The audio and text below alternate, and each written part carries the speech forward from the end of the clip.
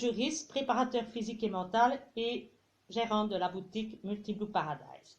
Aujourd'hui, je vais vous parler de la réouverture des salles de sport, donc des sports en indoor.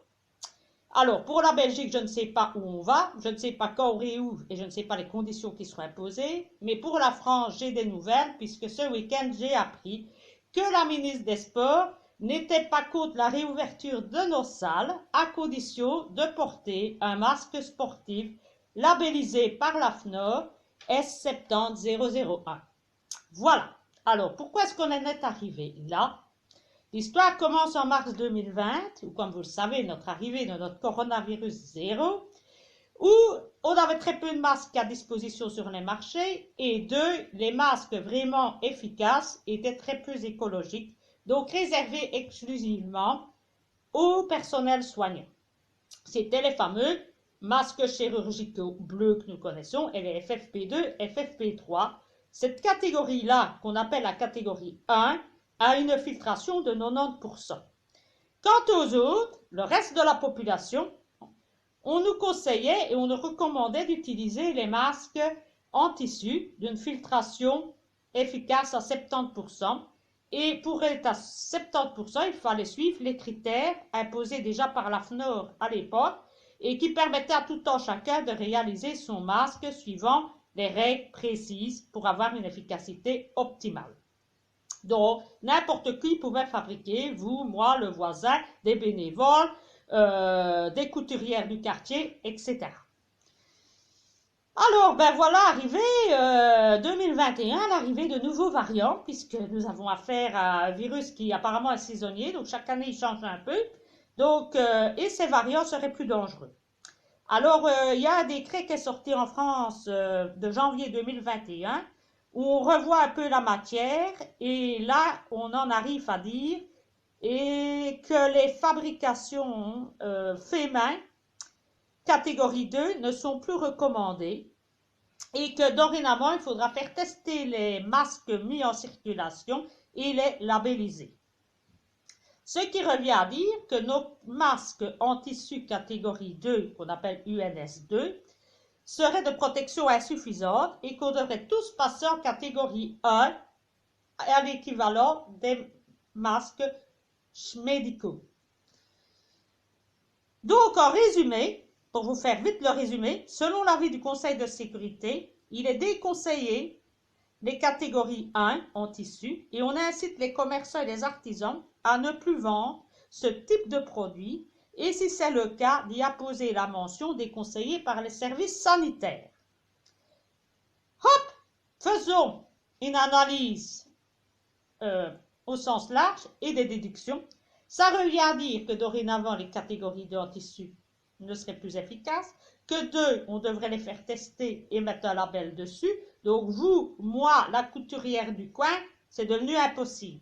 La fabrication des masques, dorénavant, seront limitées à des grosses entreprises, si vous me suivez toujours.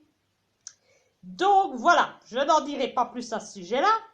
Par conséquent, on va plus loin et on en arrive à dire, mais on va aussi créer des masques spéciaux sportifs de catégorie 1 équivalent aux médecins. Donc, on ne fait plus partie de la population. Les sportifs auront également leur propre masque à côté de la population et du milieu médical.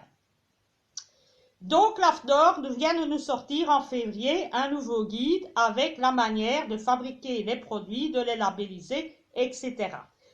On peut citer comme critère retenu, il faut au minimum 5 lavages pour rester efficace, il faut qu'il soit personnalisable, perméable à l'air et facilement respirable.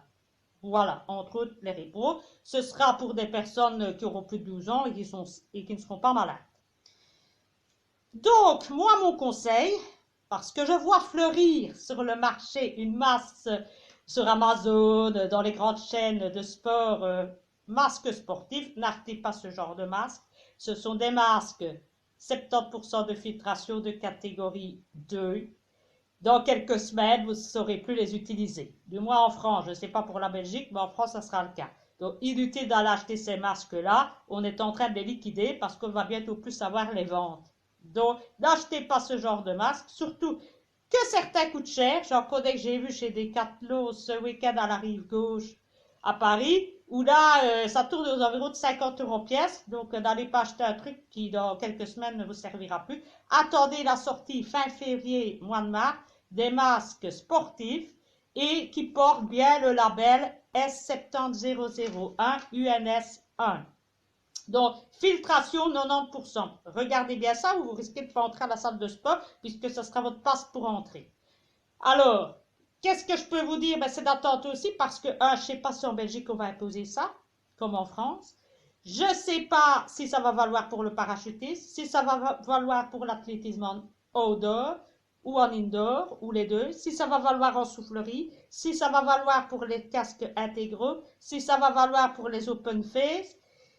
Tout ce que j'ai pour les casques intégraux, c'est que la question que j'ai posée a été répondue dans ce sens.